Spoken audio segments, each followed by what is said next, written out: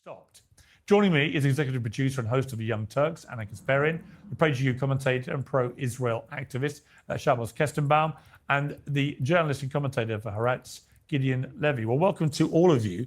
Anna Kasparian, I mean, it's an important question, isn't it? As most of the world now watches in ongoing horror of what is happening in Gaza, which seems to have just gone way beyond any defensible proportionality to the events of October the 7th, horrendous though those were. But who is going to stop Netanyahu? It doesn't appear that President Trump is minded to do that. And if the Americans don't, I don't know who can. Well, you do make a great point here, Piers Morgan, and it's the same point that I actually made on this very program not too long ago. The only person who has the ability to use his leverage to get Netanyahu to act differently is President Donald Trump.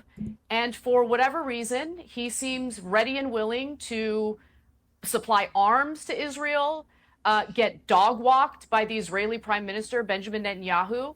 And quite frankly, not only is his actions and his enabling of these actions and this genocide in Gaza shameful for the American people, since we're being forced to fund it and pay for it, it's also embarrassing for the American people. We'd like to live in a sovereign country that has a government that represents the best interests of the American people. Instead, Donald Trump, along with other government officials, are facilitating the theft of our taxpayer money to buy bombs and other weapons that terrorize, slaughter, and maim innocent people, women and children in Gaza. It's unacceptable. Okay, Shabbos Kestenbaum, I find it really difficult to see how any Israeli or Jew, frankly, around the world thinks that anything that's now happening in Gaza is going to make it more secure to be an Israeli or Jew. Because all I can see is the opposite happening. That was the point I was trying to make in the last video, that, yeah, Israel doing this kind of stuff is going to make it unsafe for Jewish people. And that's why I think they need to stop immediately if they care about the safety of Jewish people. That there's just increasing rage, particularly in the Arab world, but also in the wider world. We're seeing it now with many allies of Israel. You know, I defended Israel's right to defend itself for a long time and got attacked for it all the time by people supportive of the Palestinian position. But I can't defend it now. Can you defend it? Can you honestly, hand on heart, defend what is happening on a daily basis with all these Palestinians being slaughtered at food sites? And don't just say it's all Hamas, because it's not. Sure. So let's be clear. I do not defend the Israel Defense Forces. I laud and applaud them every day, who have set a standard that will be virtually impossible for any Western country to match in a future war. In a dense urban environment, Israel has one of the lowest combatant to civilian ratios of modern warfare. Israel has actually given more aid into Gaza than and he knows that ratio, even though they don't know how many they've killed, right? But he knows the ratio, even though the government admits they haven't counted them all yet. How do you know a ratio if you don't know the numerator and the denominator? October 7th. This is a genocide that could be alleged genocide that could be stopped at any point should the Hamas government decide to release the hostages and surrender. This point has been made very clear by Benjamin Netanyahu, the Prime Minister of Israel. This has been made clear by Benny Gantz. This has been made clear by Gideon Sa'ar. This war can end the minute Hamas surrenders and returns the hostages. In fact, there's a ceasefire deal on the table right now that Adam Boehler, who's the U.S. envoy for hostages, and Steve Witkoff have repeatedly offered to Hamas. That deal is on the table and has been on the table for the last 2 weeks. And if they sign that deal, you know Israel will never attack because they've signed that peace, that ceasefire. That just always stops them from doing what they want to do, doesn't it? The only party that has rejected that ceasefire is Hamas. So if you truly want the killing to stop, if you truly want the war to end, if you truly want there to be a ceasefire, then you would use your platform. We would use campus activists to immediately put pressure on Hamas to surrender. The pressure should not be on Israel. Israel is engaging in a defensive war. I am proud of what Israel has done. Certainly, innocent civilians are being killed. Yes, get them to drop their rocks, and then Israel will stop blowing them up. Sure. which is a tragedy. But we do not judge the efficacy, the validity, or the justification on a war on how many civilians are being killed. That is not how you judge a war. No war has ever been judged. In the Korean War, 3 million civilians were killed. In Iraq, more than 500,000 civilians were killed. In the Syrian civil war, 300,000. Notice how he likes to use all these wars that should have never happened. Civilians were killed. Civilian death is always a terrible thing, but is a consequence. Can you name me? All right, Shabbos. Can you name me? Name me a recent war since World War II where the proportion of children in civilian deaths has been this high. Can you just give me one? I just did. The Syrian Civil War, the Korean War, the Vietnam War, any battle in Iraq, whether it was you believe Mosul, the proportion of children to civilians killed was higher than it is right now in Gaza? I just told you all of those wars, and you can fact check me all you would. Yes, if you want to use the numbers that they made up, considering they don't know the numerator or the denominator. Like, the reality is, and this is why you have John Spencer on repeatedly from West Point, Israel has one of the lowest combatant to civilian ratios in modern warfare. And as long as they keep all the journalists out that can report all their lies, well, then they'll just be able to keep that ratio they made up.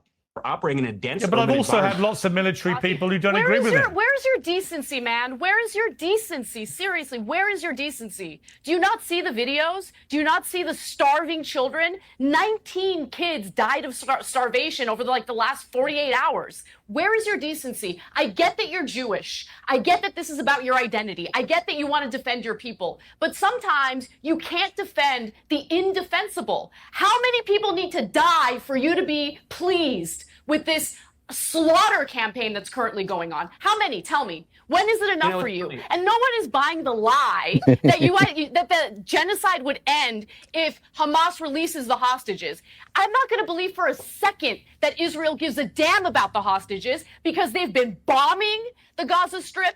They've been blocking humanitarian aid from entering the Gaza Strip. That not only impacts Palestinians who are being slaughtered by Israel, but it also obviously is going to impact the hostages. No one is buying this dog and pony show, okay? It's so obvious what Israel is doing here. They're even bombing Syria because they allegedly care about the Druze. It's not about the Druze. By the way, that Syrian civil war, Israel was part of that proxy war that you have Israel part of, the United States part of, Turkey a part of. All sorts of countries were involved in that proxy war. It was absolutely horrific. And now, of course, Israel is taking full advantage of the situation to annex more land from Syria again. But anyway, continue. Tell me where your human decency is. I have to say, as someone who grew up on the far left, actually watching you, Anna, and Cenk Uygur on the Young Turks, it's very, very sad for me personally to see just how far gone politically you have become. I don't care. Audible discharge is not, excuse me, stop interrupting. Audible discharge is not a usurpation of a coherent argument. You simply saying that I'm using my Jewish identity. This has nothing to do with my Jewish identity. It has to do with politics. It is about your Jewish identity. Literally, Okay, everyone in the international community sees this for what it is, and you can't? You can't? How many people need to die? You know, again, you are double my age. I encourage you to use the decorum of a 7-year-old and stop interrupting. You interrupt every other guest. Kindly just shut up. No. Now, here's the issue. Maybe you need to get back to a college debate then, Junior. I don't care about decorum when we're talking about endless all right, but you must let him answer. That we're paying for. All right, but Anna, look, you must let him answer. Okay, go ahead. So again, this question of how many civilians? No one asked that question in World War I. No one asked that question in World War II. I wasn't alive for either one of those, or I would have. There you go. No one asked that question in the Korean War. No one asked that question in the Vietnam War. No one asked that question in Iraq and Afghanistan, because you do not judge the efficacy, the validity, or the justification of a war depending on how many civilians are killed. If you truly want to end the killing of civilians, then I would urge you to use your platform and use the Young Turks to advocate for a ceasefire, the expurgation, the dismantlement of Hamas. Don't tell me what to use the Young Turks for. All right, let me go. See, I like going back and doing these older ones. This one's 10 months old. Because you get to see now, we see exactly how Israel adheres to ceasefires, right? That's the whole thing. Get them to sign this ceasefire, so we'll just bomb them when they're not looking. Yeah, you can't trust them. If they don't live up to any ceasefire, why is that something they should strive to get? A ceasefire with a country that betrays ceasefires? Cool. All right, let me go to Gideon. Give a voice to the voiceless, hang on. the powerless. Okay. Not to people who have all the power in the world and use it to slaughter innocent people. Okay, let me come to Gideon. Be waiting. Let me come to Gideon, please. Now, everybody knows how much I enjoy my tea, and I'm very happy to say probiotics and postbiotics, free frother and glut. Gideon, Jeez. it seems to me the problem with those like Shabbos trying to defend all this and saying how pleased they are with it all is that you've also got people like Smotrich in the Israeli government, the finance minister, one of the key members of that government, very openly talking now about a form of ethnic cleansing, where all the Palestinians, in his words, would be cleansed from Gaza. And this is clearly, it seems to me, becoming ever more obviously what the bigger plan may be here, which is that actually Israel's defense forces make it so uninhabitable, Gaza, by just blowing it all to pieces, that actually they say, well, you can't go back and live there to the Palestinians. You're going to have to all leave. And then they leave, and then Israel takes it over. I think that's exactly what people like Smotrich want, and that is not a form of self-defense to what happened on October the 7th. It's an ethnic cleansing of a population out of their homeland. What do you say to that? Unfortunately, the problem is not Smotrich. Unfortunately, the problem is Israeli society, which is either supporting or quite passive and apathetical.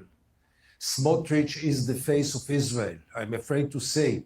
He says loudly and in a very vulgar way things that you can understand for many, many other Israelis, maybe the majority, who sits at home, who doesn't watch anything of what's going on in Gaza, who has no interest in what's going on in Gaza, and sits, and then comes They have low information voters too. Look at that. someone like our friend in the team now, who is even proud in it. Can you believe that a Jew, a human being, an American can be proud of starvation, of mass murder, of genocide? I mean, this stage, really, here I remain speechless. I can understand if the Israeli propaganda tries to explain, to cover up, to spread lies, to talk about self-defense, to talk about killing Hamas, to talk about the fact that it's about Israel's security. But to be proud of what we are doing, to be proud of slaughtering 20,000 children, how can a human being get out those words out of his mouth? This is not human. I'm really sorry. Only the Nazis spoke like this. I repeat, only the Nazis were proud of mass killing and genocides. I like Miami Dracula. I like this guy. Okay, well, Shabbos, you should respond to that. Sure, I'm certainly not proud of mass starvation because there isn't any. I'm proud of the fact that hang on. The IDF literally, for 3 months, starved the population in a blockade. There was no secret about that. Everybody saw it for what it was. So I'm afraid you're just not right about that. They only recently Pierce, how dare you? How dare you point out my misinformation? Stop that. ended that blockade. So they are starving the population, which is, by the way, a war crime if you do that. There's a warrant for that now. Do you know how many meals the Gaza Humanitarian Oh, Foundation spare me all this. It's just crap. It's like when I did a list, honestly. Shabbos, I did a list, Shabbos. I did a list. Hang on. To starve a population, why would you give them 85 million meals in the last month and a half? I know. They're all overfed. I know. There's more aid going into Gaza post-October 7th than pre-October 7th. I cannot name a number for. And you know the problem, Shabbos? The besieged population is actually receiving aid from the enemy combatant. That is what I'm proud of. It's amazing. Look, Shabbos, here's the thing. Unfortunately, you sound like the people who have started to defend the indefensible when it comes to what Israel's government is doing. And I'll tell you why. After all these attacks on Palestinians as they're queuing up for food, the IDF says basically the same thing. Either they were firing warning shots, or they felt they were being threatened by some people, or they've launched an inquiry or an investigation. And we never get the results of any of this. But in the meantime, 1,000 people who are desperately hungry and are queuing for food, even though you say they've got plenty of food, there are thousands stampeding for the small amounts of food that they can get their hands on. Pierce, stop believing your lying eyes. Believe the Zionist. He wouldn't lie to you. Even though you say they're not hungry because you've overfed them, right? All these people are just dropping dead. And it's got nothing to do with the fact the IDF are firing towards them, when everybody knows it does. And this is the problem when you defend the indefensible. It would have so much more credibility if the IDF just once said, you know what, we did. We shot at them, and like you said, you're very proud of everything they're doing. And if they were to proudly own this and explain why they need to shoot starving people who are stampeding for fragments of food, maybe we'd all take a lot more seriously the other claims they make. And the other point I'd make, Shabbos, is when you now just tell me I'm talking nonsense and they're all overfed and no one's getting killed and it's all on Hamas. To this day, the Israeli government refuses to let any international media into Gaza. And it's not because And 8 months later, it's still that way. of the quaint notion that they're worried about the safety 10 of months later. journalists, because they've killed over 200 Palestinian journalists. They don't care about the health and safety of journalists, and it's not their business to decide about the safety requirements of journalists. It's the business of the organizations that employ them. But until Israel's government allows foreign media into Gaza to verify its endless, in my opinion, utterly disingenuous statements, then no one should believe a word they're now saying. Because why should we? Why should we? Why should we believe what anything that the Israeli government is saying about any of this when they don't want the world's media to see it? After October the 7th, what was the first thing they did? They brought the world's media into the kibbutzes to see the full horror of what Hamas did, to verify the truth. But they won't apply that same thinking to verifying the truth in Gaza. And as a journalist, I know why they don't want to do that. They don't want people to see the truth. They're hiding the truth. That enables them to lie with impunity and to discount any responsibility for anything they're doing. And if I sound angry about this, it's because I'm bloody angry about it. Because it's so obvious that they don't want people to see the truth. And you can sit here and you can say till you're blue in the teeth, there's nothing going on that's wrong. There's nothing to see here. It's all on Hamas. No one's starving anyone. No one's shooting anyone in food aids. No one's doing anything wrong. This is the most moral army in the world. Well, okay. So let the journalists in and we can see for ourselves just how true that all is. So after listening to that disquisition, let me say this. You're certainly entitled to your opinions, but you're not entitled to your own facts. I agree with you. The Israel Foreign Ministry and the Israel Defense Forces should let journalists like yourself, Piers, not only into Gaza, but also into the Kerem Shalom border crossing. So you can see with your own eyes, the way I have seen, the more than 800 humanitarian aid trucks that were going into Gaza on a daily basis. I never once said that Why are they there's no starvation. stampeding for food? If they're so overfed, why are they stampeding for food? Piers, just believe this guy. He saw some trucks, so that means they're fed. They're all overfed. I defend you constantly. You are not an anti-Semite, obviously, but I do understand why people have trepidation coming on your show, because they allow you to speak for 5 minutes, and the moment I try to make a point, you interrupt. So if you allow me just 2 minutes to make my point, and then you can tell me why. Just make your point. Okay. Just make your point. Stop crying about it. That's a valid thing to say. It's fine. I don't want to keep interrupting people. That's fine. Go on. I appreciate it. Let me say as follows. I agree with you. Journalists should be allowed into Gaza. I imagine, though, the Israeli position is, well, we can't allow journalists into Gaza because of the accusations from individuals like Piers Morgan or Anna Kasparian is that we are killing journalists indiscriminately, and then journalists were to end up being killed because Gaza is an active war zone. You can imagine what that would do on. Hey, 10-month-old guy. Why are they still doing it today then?